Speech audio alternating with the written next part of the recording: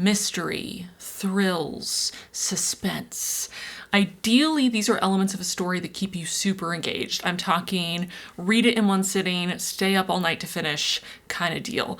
And that's what I'm hoping for, because I am in a huge reading slump right now and I really need help getting out of it. I'll say up front, I don't know exactly which books I'm going to read for this video. I don't know how many I'll get through, but I do have a little mini TBR of 5 books kind of prepped and ready to go. And I feel like they're sort of pre-vetted because all 5 were recommended to me by you in the comments of my favorite mystery thrillers dark academia video, which I'll link in the description box if you missed it.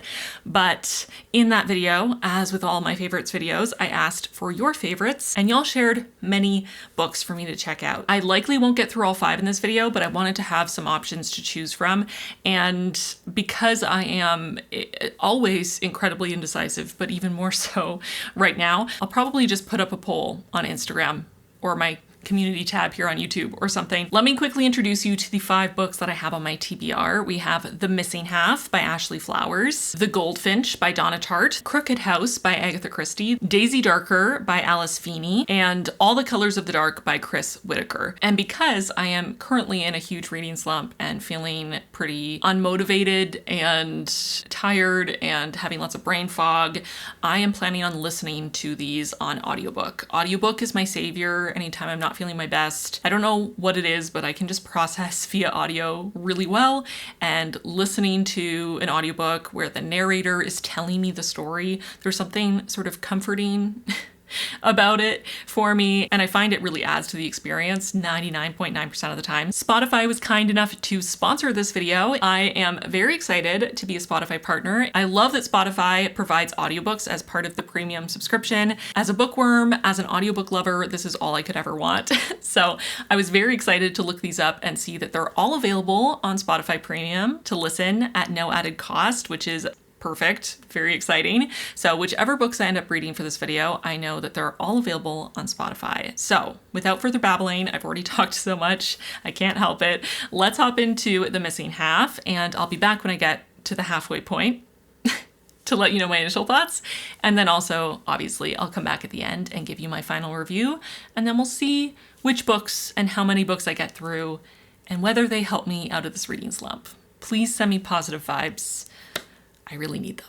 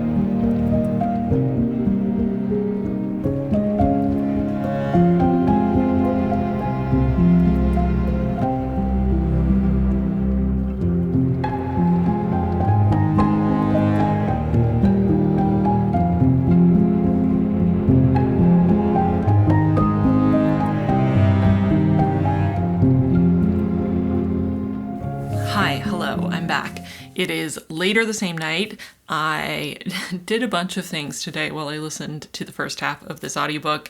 I did some gardening. I did some grocery shopping. I did all kinds of things. On the way back from the grocery store, I passed the 50% mark. So I'm actually technically now at 60%, but close enough. And I wanted to share my thoughts on the first half, which honestly, I don't have that much to say. I feel like that's often the case for me with thrillers. I usually don't have a lot to say halfway through, except maybe some theories about who I think is the culprit or what I think happened, if I have theories. And, you know, if I'm really not enjoying it, then I'll probably have a lot of nitpicky complaints. So far, I'm enjoying this. I don't have lots of nitpicky complaints, which I'm happy about. Also, I really like the narrator. The narrator has a really great voice and is very much adding to the experience. I always love when that happens. But yeah, I'm liking The Missing Half so far. I like the exploration of sibling dynamics and the handling of grief so far. I am right in the thick of grief myself. There have been quite a few, or at least a handful of quotes so far that I have transcribed into my notes because they felt very apt or they resonated with my experience of grief, I guess. This is maybe not perfectly verbatim because I was transcribing from the audiobook, but it should be close enough. But anyway, the quote is, "When someone dies, most people's reaction is to slap some reductive feel-good label on their legacy. Her smile could light up a room. He was the life of the party. The claims are so blanketed they leave no room for nuance, for reality. Even I, who have spent years learning better, do it. Hadn't I just minutes earlier searched for some superlative to stick in front of Jules' name as if prettiest, smartest, or funniest was the only thing that could give her life meaning?" Which, yeah, having been part of writing an obituary for my dad just a few weeks ago, yeah, I can relate to that. That very much hit home. And there's been a couple more moments so far with the characters being just kind of hit over the head with a sudden memory, just the loss, the missing of their sibling.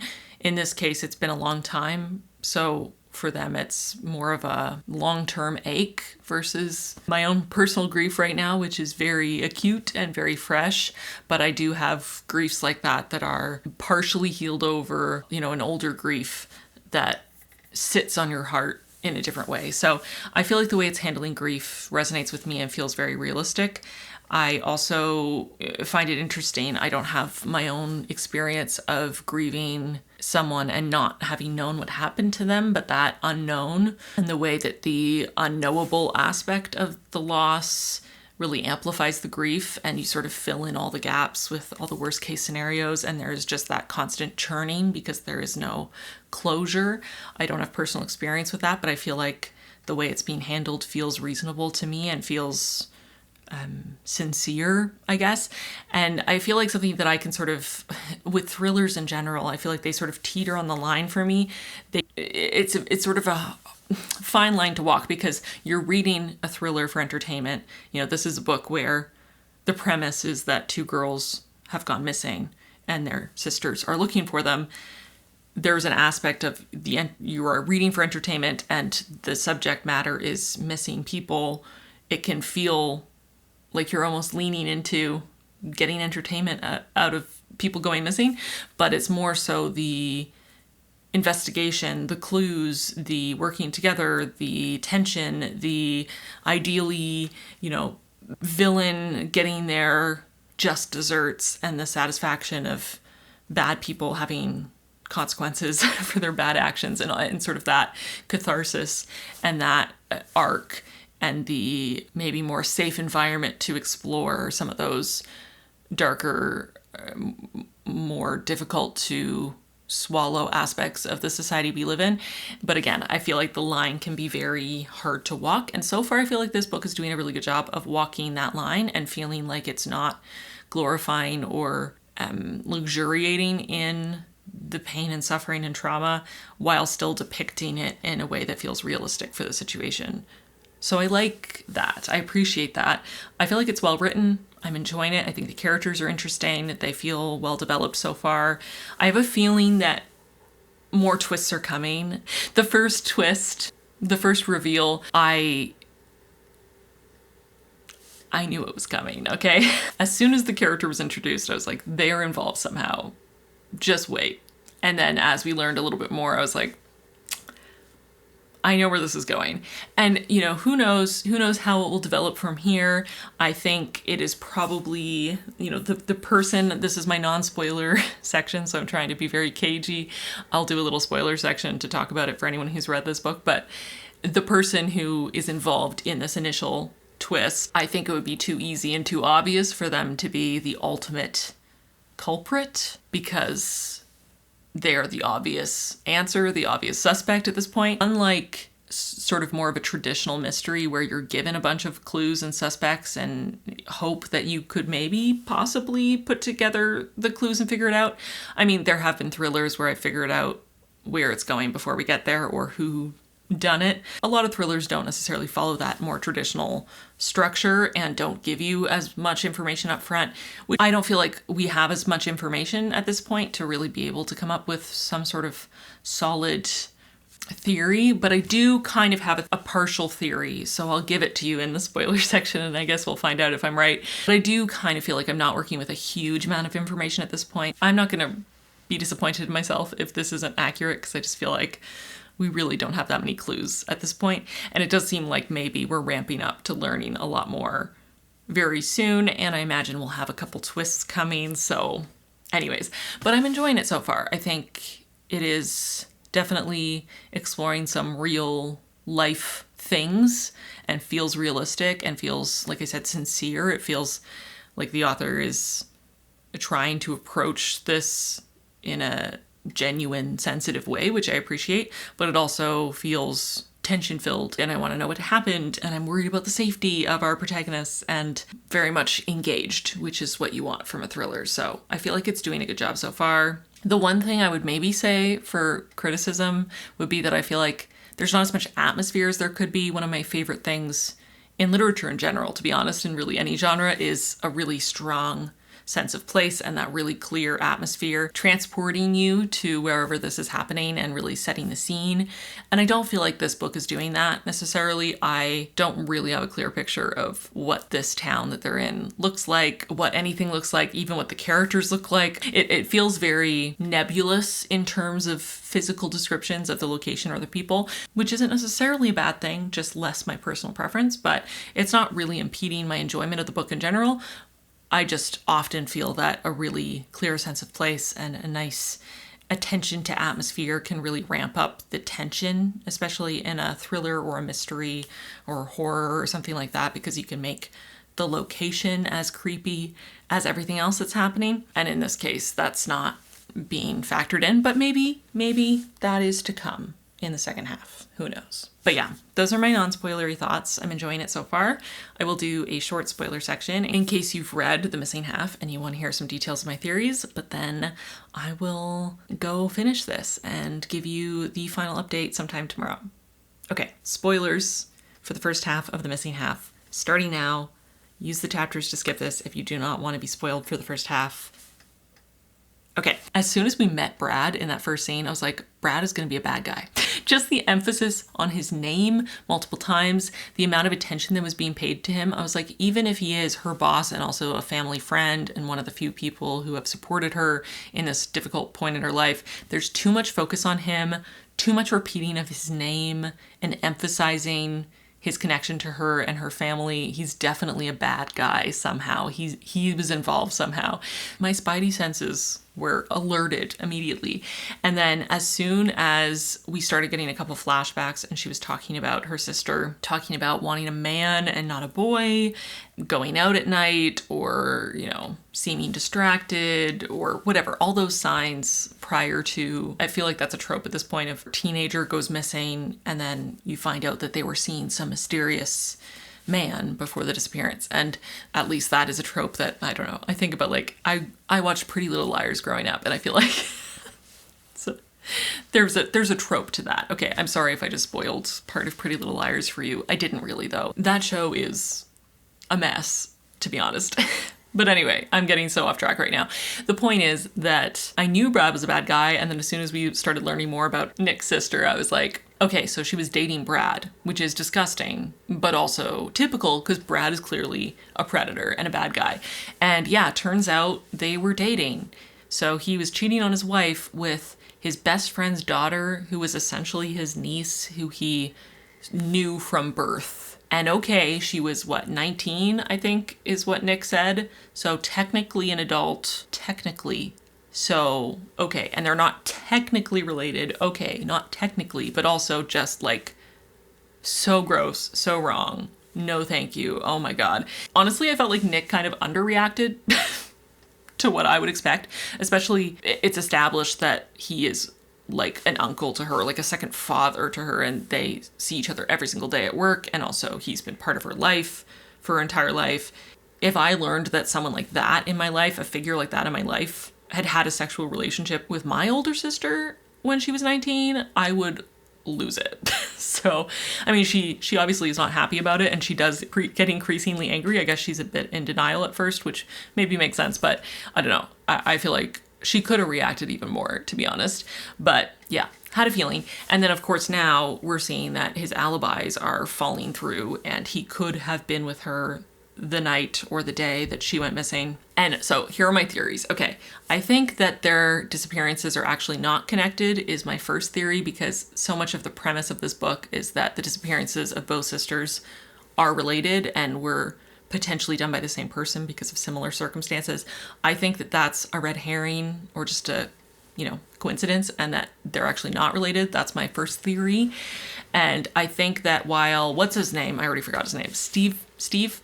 I don't know. The guy, the bartender, the creepy bartender, might have been involved somehow with Jenna's sister, Jules' disappearance. Maybe not actually doing the disappearing, but maybe they were together at some point in the night, or he caused her to be in a dangerous situation by being a creepy asshole. Or maybe he was more involved. Not sure yet. Feel like we don't have enough information. I think he was not involved in Casey's disappearance, even though he knows Casey. I think that it's going to turn out that Casey and Brad wanted to have like a quick solo getaway before he had to, ball and chain, go have a vacation with my wife and children who I chose as an adult to have a life with, and I'm so tied down. Anyway, I'm sure you can hear my disdain through the screen. But anyway, Casey and her older boyfriend / uncle figure, Brad, having a little solo getaway and some sort of accident happening. That's what I think for that part. That's my theory, is that some sort of accidental death. Maybe they were like going out in a canoe at night and she drowned or something, or fell and hit her head when they were hiking in the dark or something like that. And then he freaked out and he felt like he couldn't report it because how would he explain them being together alone in a remote area? And so he just left her, which is obviously despicable. But that's my theory for Casey's disappearance. And then for Jules, like I said, I'm not sure. I feel like I don't have enough information yet to have as much of a theory for her. We just don't know as much about her circumstances. Maybe something involved with their mom, maybe, because I feel like her mindset and her obsession and her sort of lingering guilt and sort of hyper focus on Jules has come up a lot, but it could also just be her way of coping with grief and not be related. I don't know. We don't have enough information so far for me to have any real concrete theories, I think, but those are my basic theories. So we'll see if I'm right when I get to the end of the book. Like I said, I have a feeling there are going to be more twists and turns. I imagine some of what we've learned so far are red herrings, so I'm trying to kind of parse that and think of what feels too obvious and what feels too convenient, but it's also fiction, so, sometimes things are just a little too obvious or a little convenient, and that's just how it goes because that's how the author wrote it. But like I said, I think so far this is pretty well done, so I'm trying to expect that it will be, well constructed and there won't be anything too obvious or just a total turn off with a brand new suspect introduced at 90% in or something like that. And Nick's dad is acting really weird, so maybe Nick's dad is somehow involved. Maybe he found, oh my god, I just came up with a new theory. Maybe her dad found his daughter with his best friend and he and Brad got into a fight and somehow Casey got in the crosshairs and got hurt and died, and they both covered it up because her dad is being really weird too. That's like a bonus. That's a bonus kind of ridiculous theory, but you can have that one for free. This is what it's like inside my brain when I read a thriller or a mystery. I just keep coming up with theories. I feel like I'm that meme with the guy with the whiteboard and he's got all the strings, you know the one. Anyway, I don't need to explain memes to you. You probably are on the internet if you're watching this video. I don't know what I'm saying. I'm gonna go. Those are my spoilery thoughts. Those are my theories. That's it for spoilers. Oh, I will say one more non-spoilery thing before I go. As soon as I knew the concept that it was going to be two sisters who each lost a sister, that if they come together to try to solve the mystery, that they would kind of become surrogate sisters and sort of have that bond. And then especially once we learned that one of them lost their big sister and the other one lost their little sister, and they started interacting and they very much were slotting into big sister, little sister dynamics, I was like, okay, there's going to be some sort of wholesome thing where either a through line through the whole thing or like one specific moment where they realize that they're kind of filling that void for each other, which is really sweet. And I feel like we've already had a couple moments where that's obviously happening, and we'll see if it becomes more explicit at some point or if they acknowledge it in a more direct way, but I thought that was kind of wholesome and sweet for them to find that. And I kind of hope that whatever twists and turns this book takes, that doesn't get destroyed somehow, because it's kind of nice for them to have that sort of relationship when they lost it too soon, you know? So yeah, that's it. I'm gonna go. That's my halfway update for The Missing Half, and I'm gonna read a little bit more tonight before I go to sleep, and then probably finish it in the morning while I'm having my coffee, and then I'll be back to give you my final thoughts. So talk to you soon.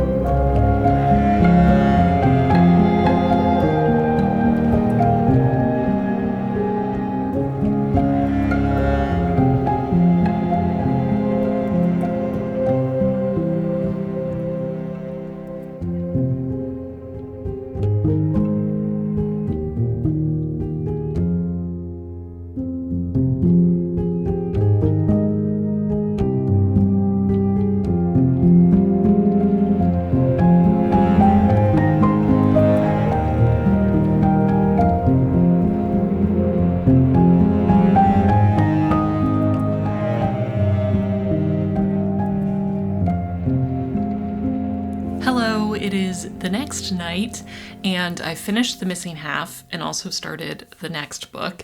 I actually finished The Missing Half this morning while I was drinking my coffee, and then I thought I would get a head start on the next book as I was, going about my day and getting ready to film the update, and then I kind of got distracted with reading the next book. So here I am. It's been a few hours since I finished, but it's fine.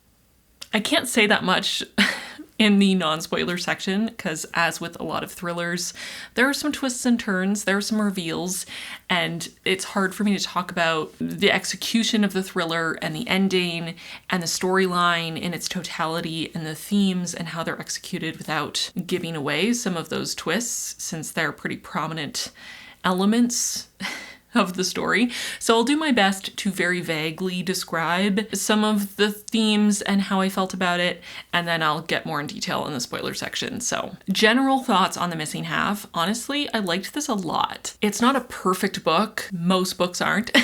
And I don't know that I would say it's a brand new favorite of all time or anything like that, but it was really solid. A very solid thriller, very entertaining, and I liked a lot of the themes that were being explored. I liked some of the choices that the author made that are maybe not totally in the norm for the genre. The characters were really interesting. It was pretty fast-paced and not a super long book. I still felt like we got a pretty nice deep dive into, especially our protagonist Nick's personality and demons and the way that she was dealing with her grief and her unhealthy coping mechanisms and her flaws and foibles. She was a really interesting, complicated, unlikable, morally gray, possibly unreliable narrator kind of protagonist. And I feel like I am drawn to characters like that when they're well done. And I felt like Nick was well done.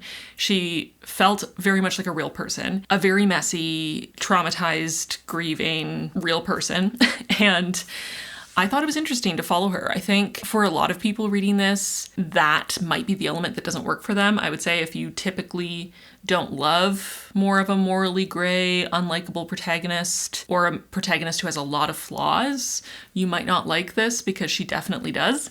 I don't like every unlikable protagonist. Sometimes they drive me up the wall. In this case, I liked Nick. I mean, as a character in a book. I wouldn't necessarily want to be her friend or her family member, but she's an interesting character to follow. So again, without getting into the ending and how that impacts the themes and the characters, I will say that I think the central theme of this book, and you can probably pick up on that from the blurb and the premise, is family and specifically sisterhood, sister dynamics, the sister relationship, especially a two-daughter dynamic, the elder and the younger, and the ways that they sort of slot in together, how those relationship dynamics play out, how protective the older sister might be of the younger sister, and how that plays into their personalities. Yoda has come to hang out with us, apparently. What are you doing? Hi? Okay. There's nowhere for you to go over there. Do you want me to open this? Do you want to go in there? Here you go. Anyways, so I found those sibling dynamics really interesting. Thankfully, my sibling dynamic is not the same as either of their sibling dynamics. I am in a family where there are only 2 kids, both daughters, and I'm the younger sibling, which is Nick's situation. And then also Jenna and Jules are a older and younger sister dynamic. So I personally could relate a lot to the idea of being only one of 2 daughters and what that dynamic can look like. It can be a pretty complicated and layered dynamic. But again, probably... What are you doing? Do you want to come sit with me? She has been the neediest cat of all time today, which is part of why I'm so late doing this update. Basically, as soon as I finished the missing half, well, as I was finishing it, she pinned me down in bed, and then she stayed there for an extended period of time. And then I finally got her off, had breakfast, had a shower, and as soon as I got out of the shower, she pinned me down again. So, anyways, it's been a day of capitulating to Yoda's demands, which is honestly every day, but especially today. So just ignore her if you can. What was I saying? Yeah, sister dynamics. Even though, like I said, luckily my situation and also my dynamics were not a carbon copy of either of these sisterly dynamics, there were a lot of aspects of them that I could relate to as a sister. And I do think I would be shocked. Oh my God. Yes? I would be shocked if Ashley Flowers didn't have a sister, because it feels very much like she has personal experience with that dynamic. Oh my gosh. Come here, you little weirdo. It definitely feels like she has personal experience with that dynamic, but I thought that was well done. I thought it was interesting. I thought it was engaging. Again, I could relate to aspects of it, and I just felt like it was done in a way that felt very genuine and coming from personal experience. And I think that leads to, because of some of the dynamics involved and because of some of the situational things that they're thrown into and taking into account that big sister, little sister dynamic, I think it brings up some interesting questions about, unwavering support of family, or specifically a sibling, and the concept of being a ride or die, and can that go too far into maybe enabling territory, and where is that line? Where does the moral line lie of being there for your loved one, and specifically your sister, through thick and thin, no matter what? Is there a what that does matter? Is there a point where you have to stop and say, okay, that's enough of that? And I feel like that's really what the author was doing here, was talking about where those lines are and how far do you go for your loved ones, and is there a distance that is too far? At some point, you have to prioritize your own needs, putting on your own oxygen mask before someone else's, and also at some point, do you let go, especially if someone has been missing for an extended period of time. I think in this book it's 7 years, and try to live your own life for yourself. So I also think that's sort of leaning into maybe sort of codependent sibling relationships, and maybe a little bit of parentification and the ways that that can kind of muddy the waters for a sibling and a sister relationship. So just some really interesting themes in there. And again, I can't get too into detail into how those things manifest themselves in the story without spoilers, but I think, well, I know from looking at some of the reviews out of curiosity after I finished that a lot of people don't like the ending. I can see why, but I also disagree. I think it was interesting.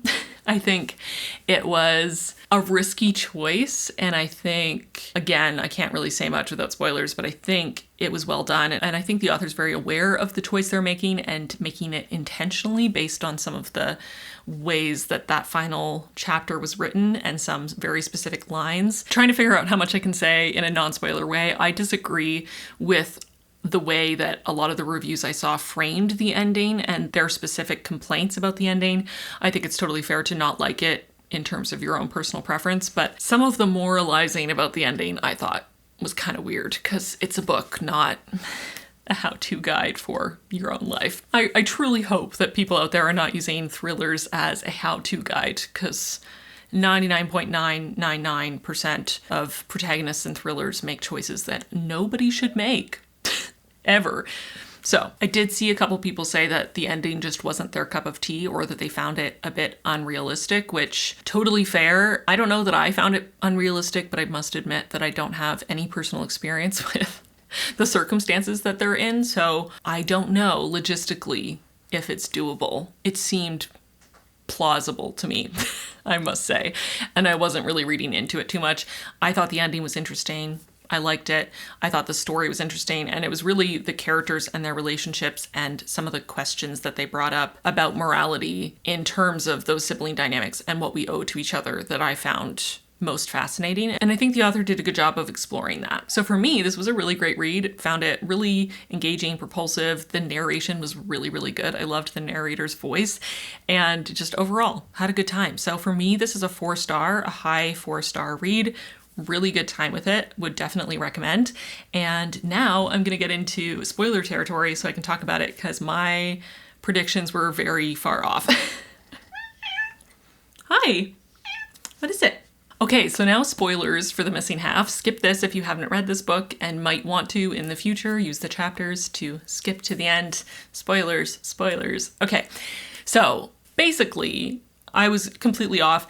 What happened is that Nick, who was underage and in high school, was out partying at a bar using a fake ID, got really, really drunk, drove home under the influence, happened to be on the same street as Jules, who had been driving. Her car broke down, so she got out of the car, was either trying to fix the car, look at the car, trying to flag someone down to get help, and Nick, driving incredibly drunk, hit Jules.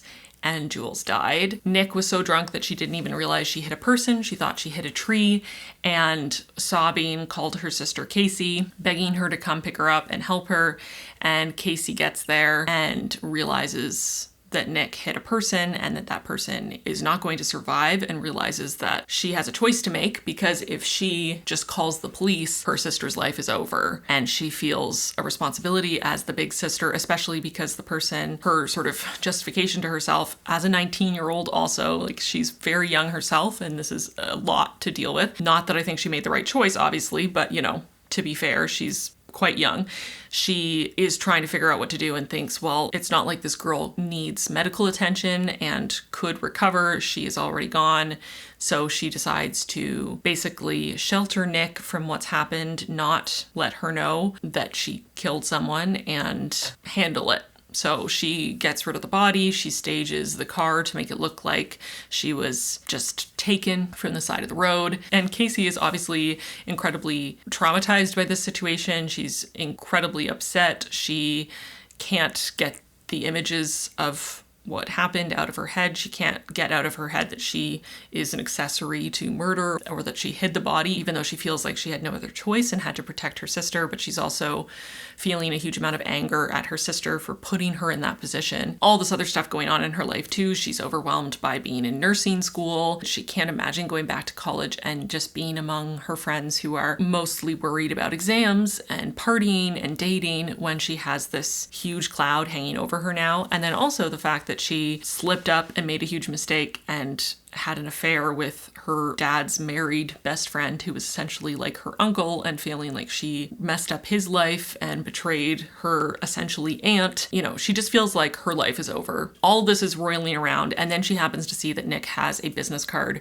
from a detective who's on the case. Even though she knows that Nick doesn't remember it, she thinks that they're on to her and realizes she has to do something to get them off the scent. So she decides to stage her own disappearance to make it seem like it's a pattern, and to get the suspicion off of Nick. And so her disappearance was basically entirely to protect Nick. Obviously not condoning her actions because they're not right, either the first or second part of that, but also it's a hard situation to be in. And how do you make those decisions? And again, that's what I feel like is really interesting about this book, is that it brings up this situation and, points out how impossible it feels and how hard it would be to navigate that in the middle of the night and under pressure, and being a 19-year-old who feels like your life is falling apart and dealing with the trauma of that and trying to make decisions about what should be done in that high pressure situation with, again, that dynamic of being the elder sister and feeling like you have to protect your sibling from themselves, essentially,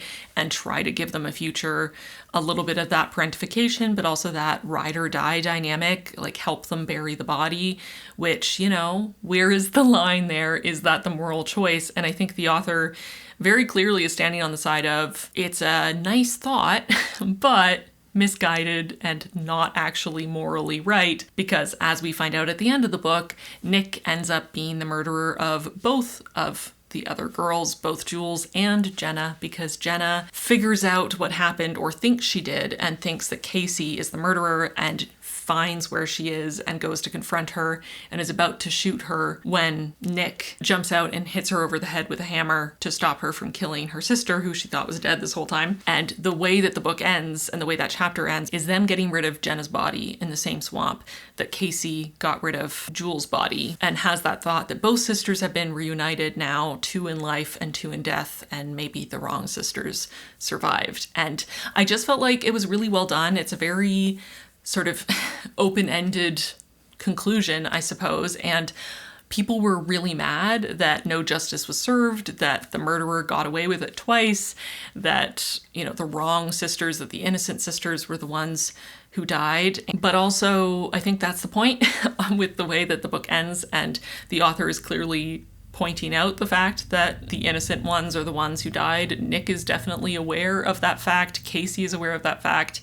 And I just feel like it's reflecting reality. I mean, in real life, how often is justice served versus how many times do people who do bad things get away with those bad things? How many innocent people have to live with the consequences of what someone else did while they walk away scot-free? It happens every day. I think it makes sense for literature, for art, for media to reflect real life and to explore those hard, messy, uncomfortable realities, but they are messy and hard and uncomfortable, and people don't like that. And I do think a lot of people read mysteries and thrillers for that catharsis, or for justice being served at the end and the good guys prevailing over the bad guys. But I don't think that that is a requirement of, especially thriller as a genre. Maybe in a mystery, it would be weird if the person who did it wasn't caught. But I've also read mysteries where they figured out who did it, but they didn't get sent to jail. There was no real justice. They were allowed to get away with it. I don't know that an expectation of justice is really fair, but I also just kind of found the negative reviews funny because they were so focused on the fact that they were morally wrong, and how dare this book have a protagonist who was a bad person. I don't know, lots of books have protagonists that are bad people. Lots of people are bad people, and books can be written about them. I don't know. I thought it was interesting personally. Like I said in the non-spoiler section, I don't think that a thriller especially is something that we should be using to live our lives by and have some sort of happy, positive moral at the end, and only have unstained, perfect people as protagonists. But anyway, I really liked the questions it brought up about loyalty and duty and, responsibility to your family, and specifically between siblings, and looking at the 2 different sibling dynamics, and the way that Jenna never stopped searching for Jules, and her willingness to kill for her sister, basically retribution, which is also not right or just, in my opinion, and in the, eye of the law, even though I imagine there are a lot of people who would have felt like that was more just than what happened, especially because she didn't have the whole story to just decide that she was going to go out and shoot Casey in the middle of the night instead of reaching out to the police, for example. So this idea of vigilante justice and the morality there, but then also really taking the concept of ride or die and running with it and seeing what the ramifications of that kind of dynamic and loyalty above everything else. Obviously, my theories were incorrect. Other than being a creep, Brad was not involved in Casey's not murder because she's not dead. And Steve, creepy Steve, was also not involved in anyone's murder, although he did apparently sexually assault Jules before her death. So still a terrible piece human being, but not involved in her death, at least not directly. I thought the twists were well done. I felt the whole time like the grief was being really well handled. The sister dynamics were well developed. The only thing that I can't speak to is the depiction of alcoholism. Obviously, she's making a lot of terrible decisions and driving under the influence repeatedly, which is obviously terrible and leads to horrible repercussions. But I didn't feel like the book was endorsing that behavior. It felt very clear that the book and the author were pointing out how this was very unhealthy and unsafe behavior. Nick herself is aware that she is not in control of her behavior when it comes to alcohol, and also not a responsible or a good driver, and knows she shouldn't be doing what she's doing, but does it anyway, which again ties into her being a morally gray or just a bad person and unlikable. But again, it's realistic. There are people like her in real life, so you're allowed to write books about them without agreeing with their choices and behavior. I don't know about the logistics of Casey starting a whole new life. I don't know how possible that is, but I don't know anything about how it works in the States to get a new ID, which you have to get a new social insurance number. I think that's the Canadian version. Social security number, is that the US version? Whatever. I don't know. I didn't feel like it was a impediment to my enjoyment of the book that she was able to start a new life for herself. I imagine that people have done it before and somehow managed. So that's it for spoilers. Those are my thoughts. I enjoyed this. 4 stars from me for The Missing Half by Ashley Flowers. Let me know your thoughts if you read this book in the comments down below. Did you like it? Did you not like it? Did you find the end plausible? How did you feel about Nick as an unlikable protagonist? Did you also enjoy those sibling dynamics and the questions that were being brought up about responsibility and loyalty and duty to each other? Let me know your thoughts. I'm curious. If you are talking about spoilers for the book in your comment, just let people know at the start of your comment that it includes spoilers, and maybe hit enter a couple times and then leave your comment a little lower down so that people have to read more to open it, so we don't spoil anyone inadvertently in the comments. But I would love to hear your thoughts and discuss a little bit more. If you haven't read this one, but it sounds intriguing to you, like I said, it's available for Spotify Premium users. So you can go listen to it right now if you have Spotify Premium. If you don't already have a premium account on Spotify, you can do that very easily. I'll have a link in the description box to check it out. It's a great, very solid thriller. 4 stars, would recommend. And now let's move on to the next book that I'm reading for this video, which I started this morning and have made some progress on. I did post a poll on both Instagram and here on YouTube asking y'all which one you wanted me to read next of my 4 options, and The Goldfinch by Donna Tartt won by a landslide on both platforms, but I also received many comments and direct messages telling me that it's not a mystery or a thriller, which makes sense because that video also included dark academia reads, and I was being told repeatedly that it's more literary fiction with a bit of a dark academia vibe to it, which makes sense based on my experience with The Secret History. So it doesn't fit the theme of this video, so I'm not going to read it in this one. It also seems like there is a lot going on with The Goldfinch, and people have really strong opinions about it and about the content and how it's handled, to the point where I'm not sure that I could address it fully or properly reading it as part of a reading vlog with multiple other books. I think if I do end up reading it, I will read it in a standalone video so that I can properly explore all those things and talk about them in detail. So not in this video, just putting that out there because it did win both polls. And if you voted, I'm sorry. If you still want me to read it, let me know in the comments because I can potentially do that in the future. But in this video, I'm going to move on to the runner-up in both polls, which was Crooked House by Agatha Christie. So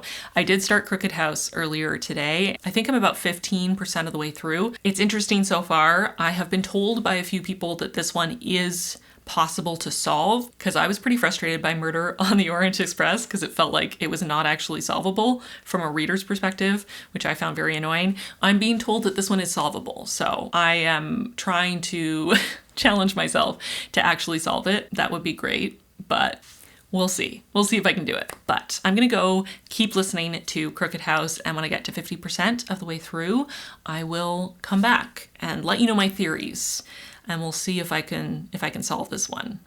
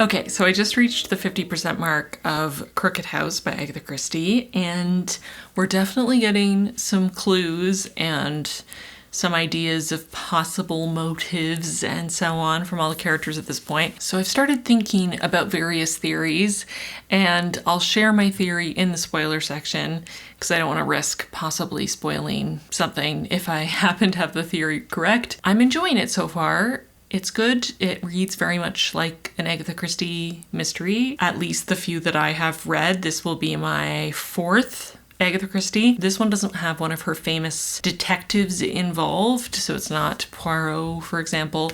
It's our protagonist, Charles. His father works for Scotland Yard, and he kind of gets pulled into this whole thing and is not really officially investigating, but kind of sort of partially kind of investigating and also involved with one of the suspects, which seems like a conflict of interest, but I guess it was a different time.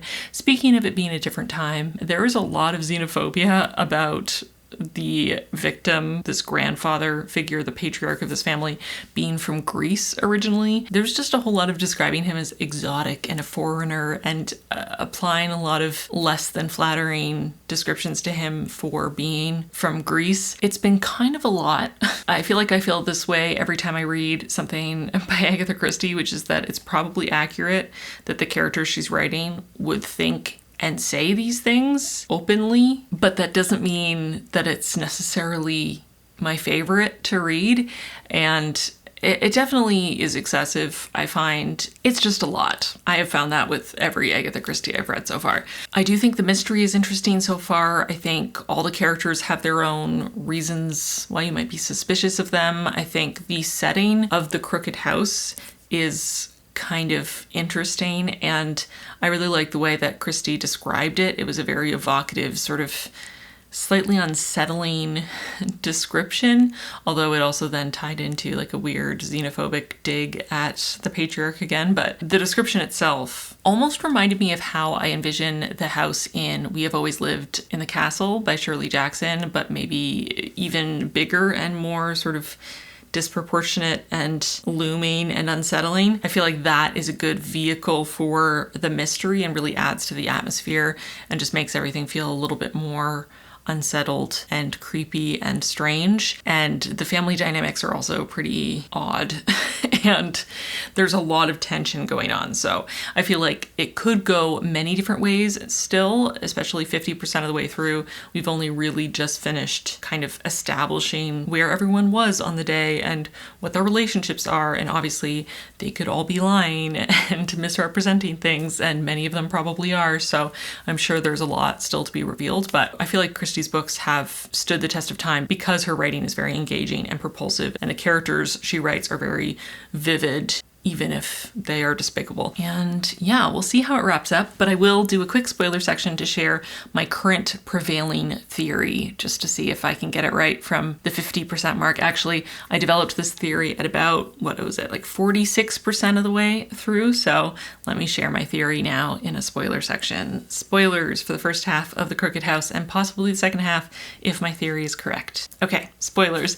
So my very first theory before we even met any of the characters really, was maybe Sophia and Lawrence, the tutor, were actually in love because Sophia seemed so dispassionate about Charles in general and about his proposal and the idea of marrying him that I wondered if maybe she was actually having a thing with Lawrence and was trying to, misdirect by implying that it was Brenda that had a thing with him and maybe they did it together. I feel like the book is too reliant on establishing up front that Sophia could have nothing to do with it, partially because Charles is the narrator and he's in love with her and he doesn't think she could have anything to do with it, that he's just sort of going into it with that assumption. And I think that there's no reason for me to assume that she had something to gain from her grandfather's passing because she would be left money to use how she will. She is above the age of 18, so she would immediately receive her portion of the estate and she could do whatever she wanted, including maybe, doing whatever it is she wants to do with her life that isn't marrying Charles, who she seems to really have no feelings for, and, get to live her life the way she wants instead of living in this crooked house full of all her family members who all hate each other and having to live with her mother, who apparently needs her to direct her every conversation so that she doesn't get herself into issues. I think that Sophia is suspicious. And I'm not going to fall for Charles' propaganda that she could not have anything to do with it. But I pretty quickly moved on from that, although if that did happen to be true, I'll be proud of, my 12% of the way through the book self for coming up with that off the wall theory. But my current prevailing theory, it's still pretty, okay, it's still pretty loose. It's not a very super hyper specific theory, okay, because we're still pretty early in the book. But Josephine and Eustace, her little siblings, seem like little terrors.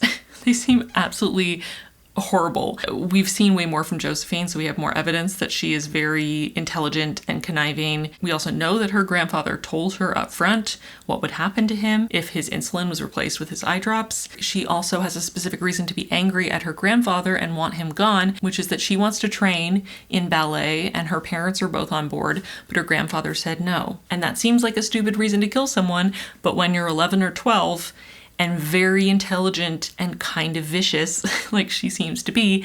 And when we're in a book where Charles' father made a point to talk about how children have less of a filter and can find themselves doing violence and killing someone or an animal or something without fully realizing or processing the ramifications because they haven't developed that sort of connection yet. And he gives examples of kids doing such a thing. And I just feel like, maybe there's a reason why that was included, and it's to give us a precedent for how Josephine, this 11 or 12-year-old, could have planned and put into motion this murder. And maybe she needed the help of her brother to pull this off. Eustace also seems a little creepy and arrogant and seems to have a morbid sense of humor or gallows humor in the wake of his grandfather's death. He doesn't seem sad. He seems sort of cheeky and almost smug, which maybe he would be if he was involved, but we really haven't talked to him yet, so I'm just kind of going on vibes with him. And while by all accounts their grandfather was a very kind man who cared about them and was charismatic and they loved him, he also was very decisive and clear about what he thought about things and sort of directed and controlled his family in certain ways, like deciding that Josephine shouldn't do ballet, even though she wants to, and her parents are okay with it because he doesn't think she'd be good at it, and that's that. So I just have a feeling that there might be some resentment there, and they might want to get out of this crooked house full of all their family members who all hate each other and be free with their money. And I imagine we'll get to talk to Eustace soon. At least I hope we will. I feel like we've talked to everyone else, but we haven't spoken to him, so we really don't know if he would have a reason, but he seems very spoiled and very, I don't know, there's a cruelty in the way he's been described so far. So I feel like he could also fit in with that. So that's my theory. I feel like it's too obvious for it to have been Roger and Clemency.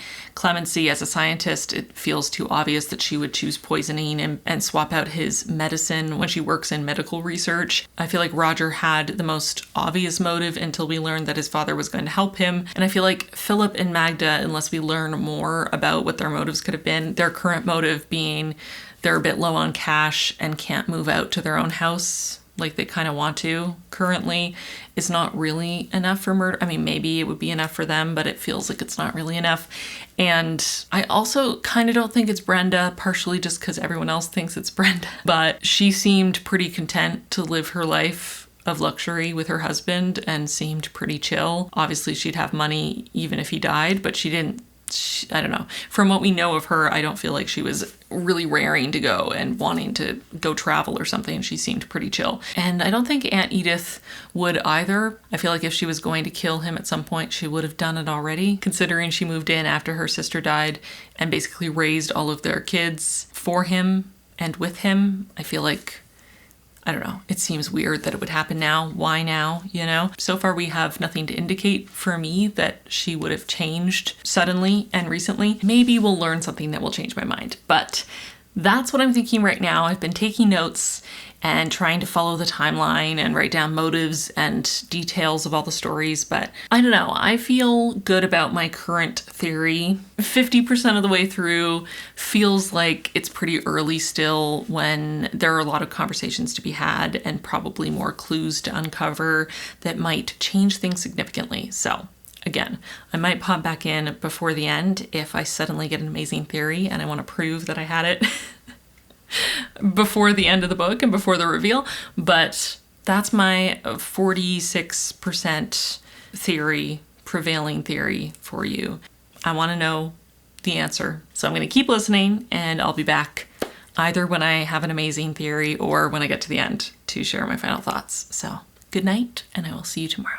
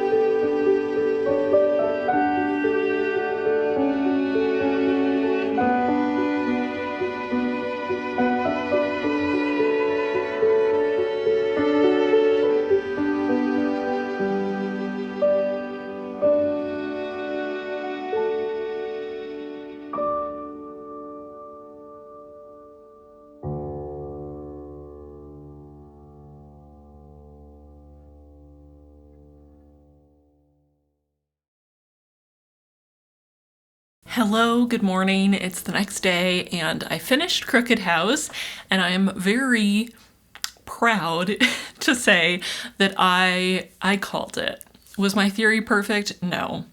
But I basically solved the mystery from around 46% of the way through. Despite more clues and some twists and turns that made me start to question myself, I never really developed any other theory that I felt as strongly about as the theory I shared in the spoiler section of the first half update. And I was right. I feel very proud of myself. I'll talk about that more in the spoiler section still for anyone who might want to read it, but I enjoyed being able to solve it, and thank you to those of you who recommended this one and said that it was a solvable mystery. You were correct. I wouldn't say this is my favorite. I still think The Murder of Roger Ackroyd is the best of hers that I've read, but I did like this a lot. I liked it better than Murder on the Orient Express. I'm probably sitting around 4 stars for this one. There's definitely a lot of outdated language and outdated ideas, xenophobia, misogyny, all kinds of things that I guess you can expect from a book set in the 40s, but like I said in the first half, not my favorite thing to read. I also really disliked the main character. The main character was so unlikable, Charles. I feel like if this had been a Poirot mystery, I would have maybe been able to give it 5 stars. I just felt like Charles was such a bland protagonist. He had very little personality. He was very dispassionate and kind of dumb. And also just so unlikable. His go-to every time the apparent love of his life is stressed out about the fact that her grandfather was murdered and it was probably one of her family members who did it, is to just remind her that she's lucky enough to be marrying him and she should just forget about her family and focus on him and how much she loves him and how great it is to be able to marry him and for them to go off together. And it's like, dude... read the room, especially because she also is so dispassionate, and I would bet £1,000,000 that she does not love him or care about him at all. My headcanon is that she was never actually into him and they won't end up getting married because there is no chemistry to be found. Charles being the protagonist was a drawback for me with this one. I just found him very bland. But the other characters were interesting. It was engaging. There were lots of different clues and motives and things to kind of track and keep on top of. But like I said, I was able to solve the mystery and I felt like we were given the clues needed to be able to put it together. But other than Charles being the most bland protagonist ever, all the other characters were interesting and I found their dynamics engaging, and it was a pretty quick read. It was fun to put all the pieces together. So 4 stars from me for Crooked House. Not my favorite Christie, but definitely up there. And now I will do a very short spoiler section to talk about what actually happened and how close my theory was to reality. So you can skip this spoiler section if you want. Otherwise, stick with me and let's talk about the ending of Crooked House. So I was right that it was Josephine. I don't remember exactly how I worded it. How I wrote my theory here is I think it was Josephine or all 3 of them together. And then I talked about how they said someone said at some point in the novel, I can't remember who, maybe it was the inspector, that to inherit the ruthlessness of the maternal line and the unscrupulousness of the paternal line would be quite the combination. And I felt like that was a sign that it was going to be someone who shared DNA with both of those 2 lines. And then, like I mentioned before, the fact that they spent time talking about the ways that kids can murder people or animals without full understanding of what they're doing or without really considering the consequences, and then sort of being shocked by the permanence of their actions. I felt like that was too pointed to include if it wasn't a child. And I felt like Sophia was probably a little old to count as a kid, but I also thought it might be a fun twist if it was Sophia, since, like I said, Charles was so sure that it couldn't be her. And then with the twist that she was actually left all of her grandfather's money and no one else was left anything, there's more impetus, there's more motive for it to be her. But I still felt like Josephine was so highlighted throughout. She was such a prominent figure. She knew so much more than anyone else did. And like I said, that motive of wanting to do ballet and her parents being up for it, but her grandfather shutting it down, could be enough of a motive for a child who doesn't understand the repercussions and had the idea given to her by her grandfather and had the means, and again, seemed like she had maybe inherited both that ruthlessness and the unscrupulousness from both sides. So I definitely had a feeling. I'm proud of myself that I was correct. It was Josephine. It was Josephine on her own, so there was no teaming up of the 3 of them like I maybe thought, but I definitely was more leaning on it being Josephine specifically. So I feel like that was a win, and I definitely had a moment when Josephine was hit over the head with the marble doorstop. I thought maybe I was right about it being some of them together, and maybe it was Eustace who did it, who tried to shut her up because he felt like she was going to give away the game. But I love the fact that it was her setting it up herself to try to redirect suspicion, because if she was the next victim or attempted victim, then it obviously couldn't have been her. But again, that ruthlessness and willingness to hit herself over the head with a heavy object and potentially die, and then also to poison her nanny as yet another example that she was under attack, was pretty wild. And then the fact that Edith, without even being 100% sure that Josephine had done it, was willing to drive them both into, what was it, a river, a creek, a lake, and drown them both so that Josephine wouldn't have to go through a trial and being in jail or institutionalized for the rest of her life. That definitely surprised me. I was shocked by that. But again, I guess that just reinforces the idea that that maternal line is ruthless, and that is a trait that was passed down through all of them.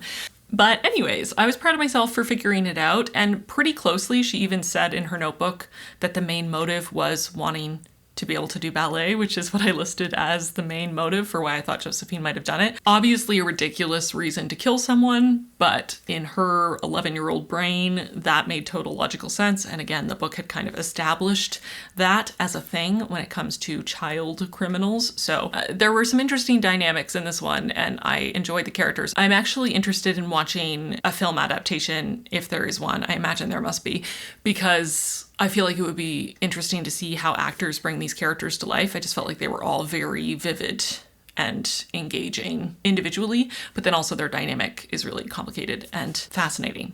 So That's that. That's Crooked House. 4 stars from me. And moving on to the final book I'm going to read for this video, which is All the Colors of the Dark by Chris Whitaker. I have just started this book. I'm like 2 or 3 chapters in. I started listening once I finished Crooked House, and it's definitely a very different tone. This is historical fiction, literary fiction, mystery, as far as I can tell, and definitely has a bit of that historical fiction, literary fiction writing style and aesthetic or tone to it. It's set in 1975 in the US, and there is a mystery element. There's a missing child, so I don't know how much that mystery will factor in later in the novel, but it's definitely a piece of it, and according to the internet, mystery is sort of the secondary genre after literary fiction, so hopefully this still sort of fits within the genre of the video. But yes, anyway, I don't have that many things to say yet. I'm only a couple chapters in, so I will go keep reading and come back when I have more to say.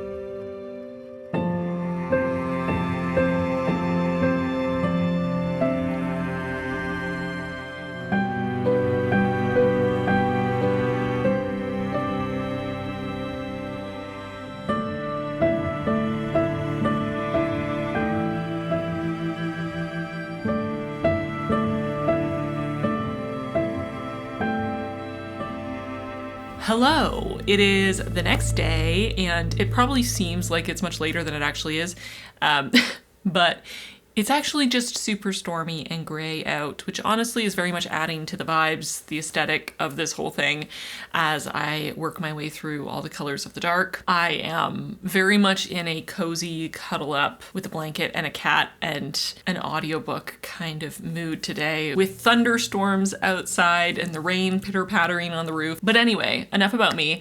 Let's talk about All the Colors of the Dark. So I am just a little bit past halfway through, and you know, I do have a tendency to read books without looking into them whatsoever because I feel like I like to not have huge expectations. I like to be surprised by the book and just meet it where it's at and kind of adjust as I go along. So I really didn't know much about this going into it. I didn't read the blurb because I feel like blurbs often spoil things that I don't want to be spoiled, and I just knew that it was a popular book, a well-loved book. Even though I had very few expectations, this is not what I expected. if I even expected anything. This book is very unique, at least to the books that I read. Maybe there are lots of books written in a similar style and I just don't read whatever specific subgenre this is very often. But this story is being told in relatively short, honestly, they feel incredibly short, but it's hard to say in audiobook form. Maybe they aren't as short as they feel, but these super short vignettes, basically. And sometimes they jump quite a few years from one chapter to the next. And sometimes it's quite a few chapters in a row that are sort of back-to-back days or within a short period of time. They can switch which character we're focusing on or go to a completely different location kind of suddenly. It's very fragmented. And that's not necessarily a bad thing. I don't think there's anything wrong with the writing style. It's just not what I'm used to, I guess.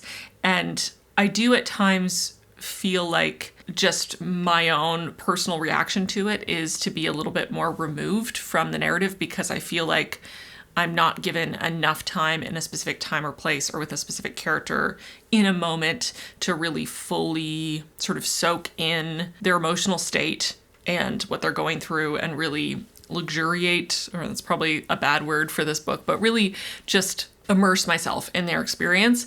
I feel like there are one or two exceptions where we got longer chapters or just several chapters in a row that were focused on one time and place and character's experience where I felt more immersed. But I do feel like the writing style is making me feel a little bit more emotionally distant from the subject matter, which is maybe a good thing right now for my current emotional and mental state, and because of the subject matter, which is very dark and heavy, maybe being a little bit more disconnected is making it easier to read about this kind of content. But I do typically prefer, just my own personal preference, to be really dropped in and really feel everyone's emotions and really connect to the characters and feel that really visceral experience. Usually books that have a bit more of a disconnected or dispassionate tone are less my cup of tea. I don't know that I would say this is dispassionate, but again, just that writing style and the way it's jumping from thing to thing and telling things in relatively short snippets or vignettes is making it feel a little bit more, I was going to say frenetic, but the pacing is actually still very slow, or it feels very slow, but it's just kind of keeping me from really connecting to it and really dropping in. So that's kind of an interesting experience. I definitely care about the characters, especially Patch and Saint. I'm definitely invested in them and their well-being and their stories. I do wonder, again, I'm 50% of the way through, so who knows? I wonder if it's going to ramp up and either get to be shorter and shorter and shorter snippets, or if we are going to have sort of a break in form and suddenly have a much longer chapter or spend a lot more time in one time and place, and that's going to feel more impactful because of the shorter snippets leading up to it. Obviously, I have no idea because I'm not there yet, but I would be curious to see how I feel about it at the end of the book. So I'm curious to see how I feel once I get to the end, because right now I'm sort of on the fence about how I feel. I'm not fully connected to it just yet. And obviously some of that is personal preference and also could be just where I'm at right now. And, you know, sometimes a book finds you at the right time and sometimes it finds you at the wrong time. So maybe this is the wrong time for me with this book, or it's just not the book for me. But, you know, who knows? I don't hate it by any means. I'm enjoying reading it. I'm finding it engaging and interesting. I like the characters. I just feel that emotional disconnect, which is something that I typically prioritize or really value in the books I read. There are some quotes that I really like, and this is definitely dealing pretty heavily with grief and loss and trauma and healing and guilt and obligation and loyalty and duty, a lot of similar themes that were covered in the missing half, I would say. I think that's all I can say without spoilers for this first half. I really feel like I can't pass judgment until I finish it. It's just too up in the air right now, but I will do a short spoiler section before I go and finish it. So spoilers now for the first half of All the Colors of the Dark. Do not watch past this point if you want to read this book, because you will be spoiled. Use the chapters to skip to the end of this section. Okay, spoilers. So, wow, intense. The content is a lot. I was warned about some of the content, so I kind of had an idea going into it, but that is the thing with content warnings sometimes. If they are, you know, more vague, which often they have to be, just there's only so much detail you can go into to explain a content or a trigger warning before you're just telling the story. So I knew that there was going to be content of children going missing, being assaulted, being kidnapped, held captive, being killed, but it's definitely a lot. It's a lot. Not that it's being told in super graphic detail, because it's not, but it's just some of the details that are there, and just the number of instances are harrowing. And especially Patch's experience of being kept in a pitch black room with no concept of day or night, no visual stimulation for an extended period of time, and just the kind of lasting trauma that would have on someone and on a child, because he was 13 at the time. It's been a lot. So again, maybe that's kind of where I'm coming from when I say that maybe the fact that it's a little more dispassionate or disconnected, the style of it is maybe a benefit because of the content, that you're not fully dropped into it, because it's a lot and it would be very, very hard to read if you were more dropped into the emotional states of the characters at various points. But I also feel like, considering the content, I should be more emotionally invested or feeling more than I am, which is kind of where that odd disconnect or weird feeling is coming from for me, I guess. I hate that Patch and Saint didn't end up together, especially because both of them didn't seem to want to be with the people that they ended up being with instead of each other. Both people that they ended up with, or at least spent time dating, didn't seem like very nice or very good people. So that's kind of disappointing. I feel like there's a chance, and maybe it's hinting that they will end up together, or at least find better partners and be back in each other's lives properly as close friends, which is fine. They don't have to have a romantic relationship necessarily, but the fact that they are mostly estranged is breaking my heart a little bit, because I feel like what I was most emotionally invested in was the two of them as children and their burgeoning friendship and that really close, lovely bond between them that was shattered. So I hope they're able to rebuild that, even if it remains platonic. That's fine. Although I want Saint to break up with Jimmy, because he's the worst. It's so funny in my notes. Originally I wrote, Jimmy is sweet. And then later I came back and just wrote, LOL, never mind. I just think they both deserve better, even if it's not each other, you know? I do think it's interesting that Patch has become a bit of a Robin Hood figure and is stealing from banks to be able to donate money to missing person charities, and that Saint became a cop and is now working with the FBI, and she's sort of hunting him down, basically. It's an interesting dynamic that I definitely didn't expect. I liked the passages about Patch learning to paint and some of the descriptions of his painting and the process. I would love more. I just feel like it's so quickly sort of glossed over or jumped over to the next thing.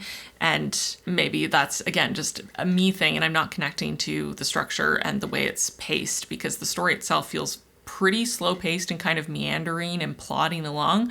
But the structure itself is very frenetic and quick and sort of scattered.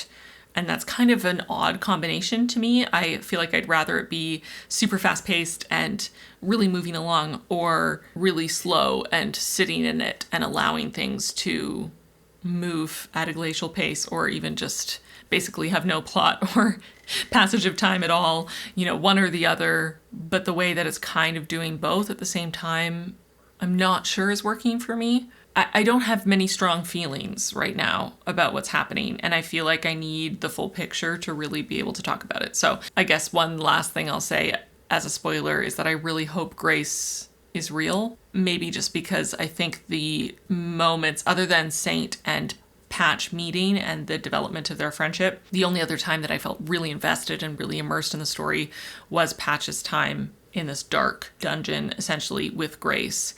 And I became attached to Grace as a character. So I would be sad if she wasn't real. Also because Patch has dedicated essentially his entire life, and Saint also sort of has dedicated her entire life to finding her. And while there could be some or many unintended positive consequences to that, or, you know, repercussions, positive repercussions of them finding other missing girls, or helping people reunite, or helping people get closure, putting criminals behind bars, I do kind of want Grace to be real, and for them to find her, and for Patch to have that closure. I don't know how likely I think it is that she will have been real, and if she is real, that she'll be alive, but I'm hoping that that is the case.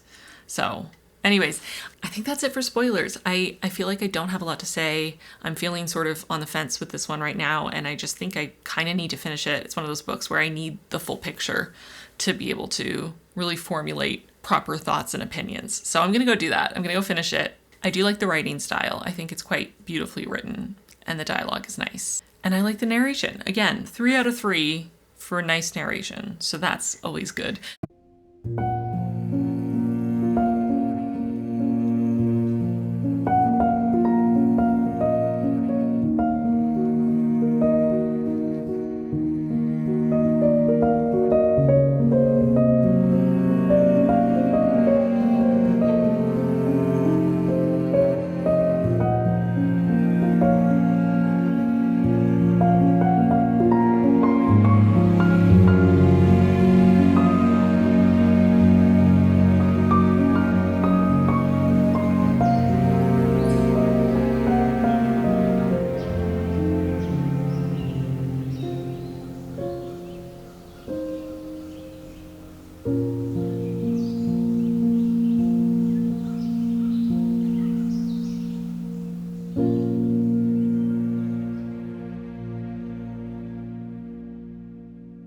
Hello, I am back finally. It took me longer to finish All the Colors of the Dark than I thought it would, so here I am. Took me an extra day.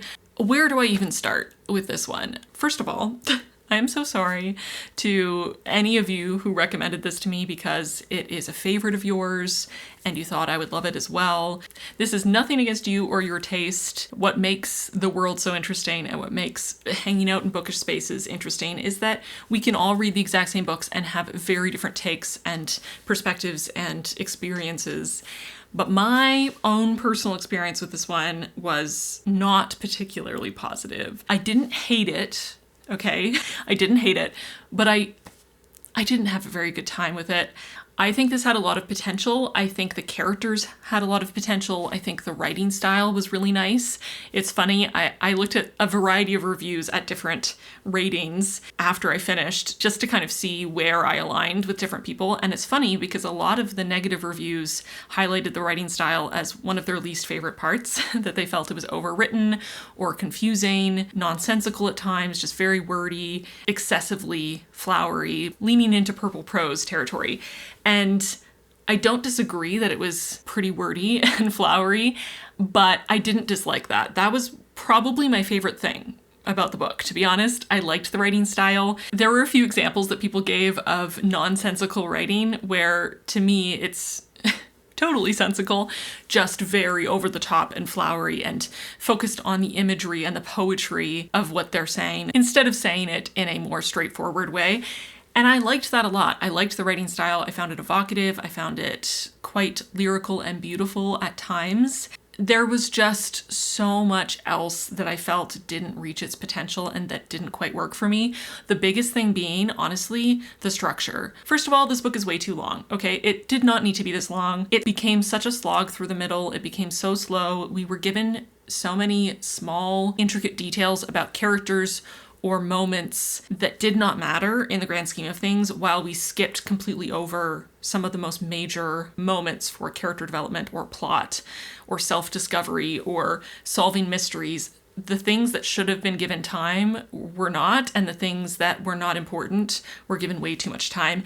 And just overall, the book was excessively long. It did not need to be this long. Books do not have to be under 250 pages. I think it's totally fair to write a long book if you need that length to tell your story. But I do hate when authors just refuse to cut any ideas out, focus their story in a little bit more to tell a more succinct and well-paced story. And this to me felt like it was just allowed to grow, kind of like roots of a tree, in all kinds of directions and back on themselves and then out again, not in an efficient manner whatsoever.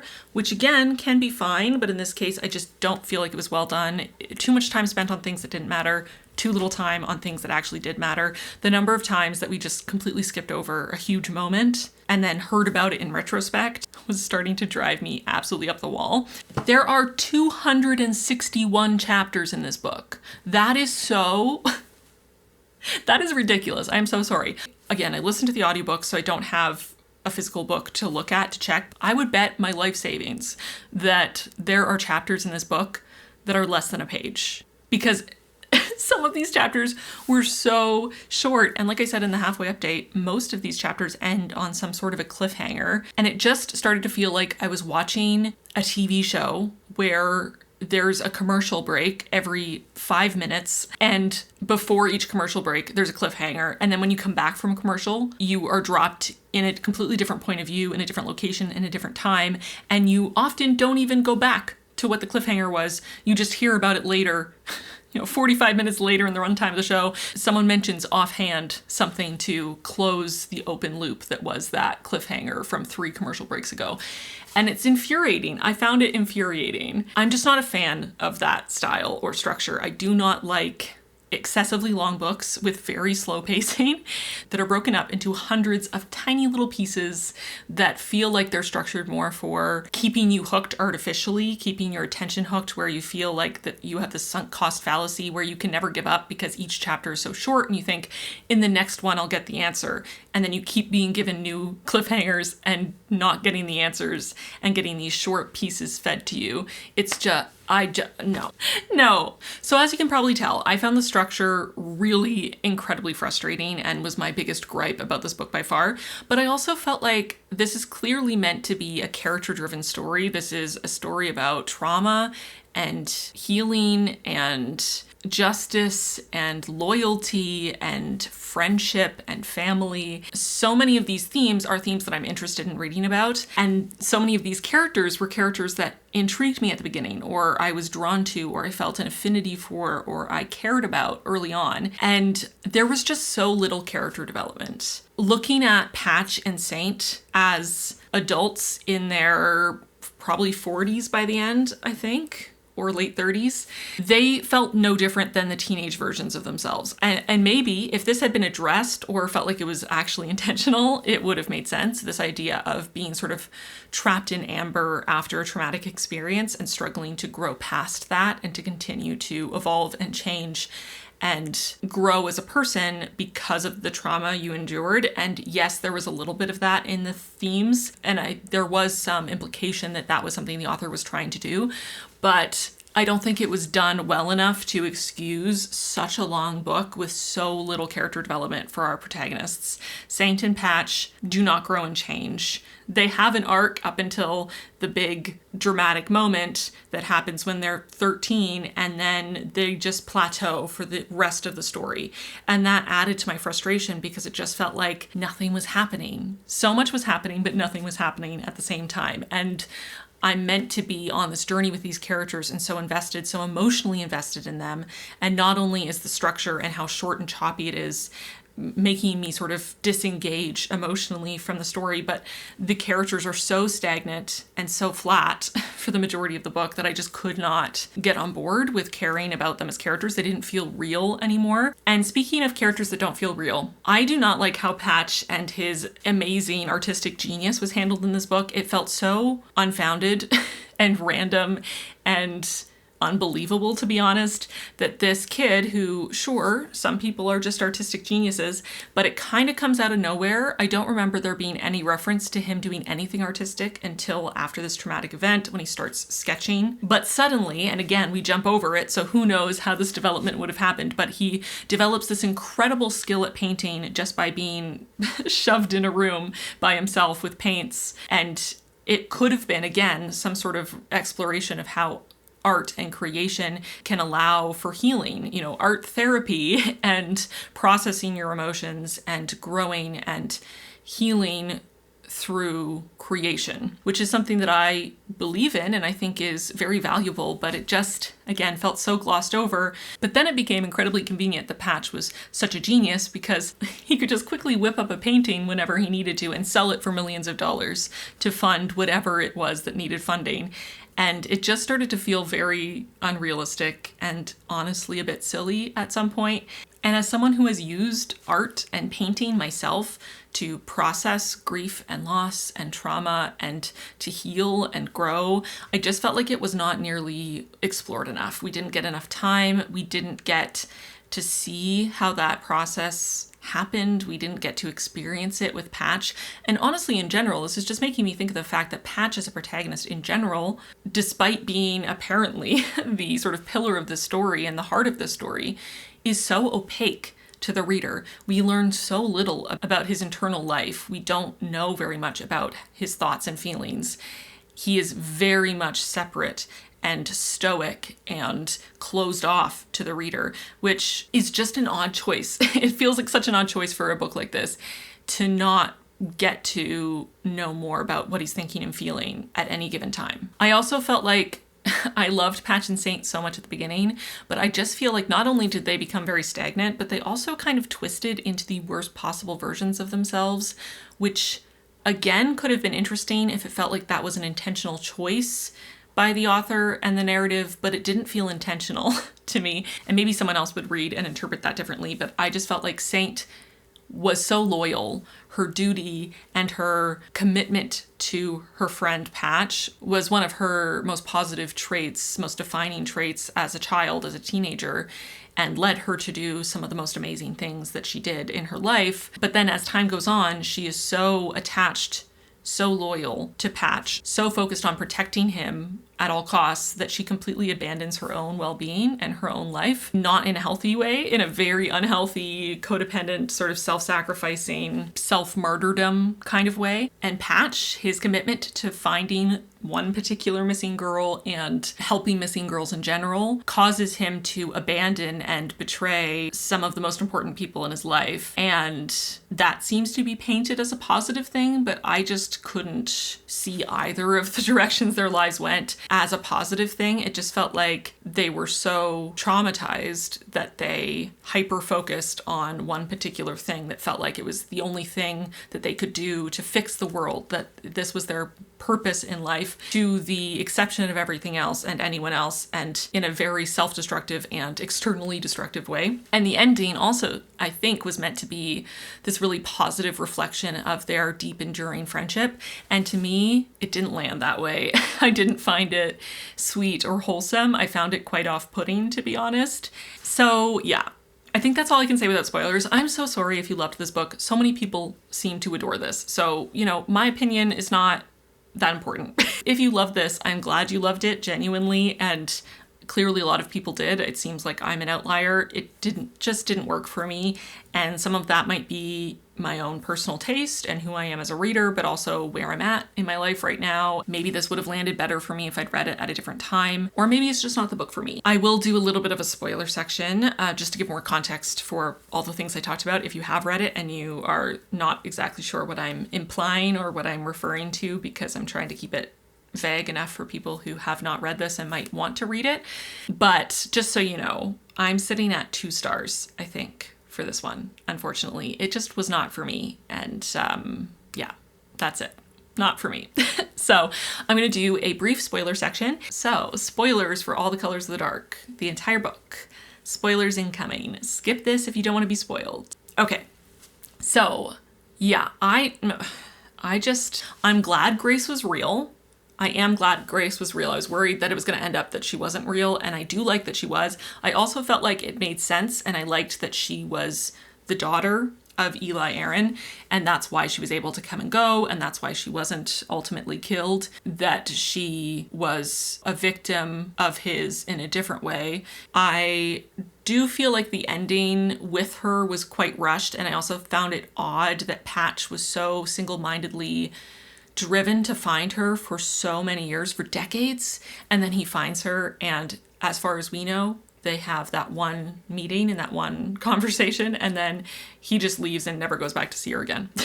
Which just feels wild to me. I mean, maybe all he needed was to know that she was alive, but I just felt like that felt odd for his character, especially because he never grew past this obsession, this one-track mind to find Grace. I also felt like the book did not spend enough time analyzing and critiquing Grace's complicity in her father's crimes. Obviously, when she was young, she wouldn't have had the ability to fight back, but by the time Patch finds her, she is an adult. And while she is clearly traumatized and probably has had her growth and development quite stunted by the abuse that she suffered at her father's hands and the horrors that she's witnessed, She is still an adult, and more girls were being abducted and killed after the fire. And to our knowledge, she did nothing to help those girls or to report her father to the police or get any help or just to, hit him over the head with a rock and end it for everyone. So I just feel like Grace got off very easy in this situation. And I found the way that Patch reacted after that, it seemed out of character to me.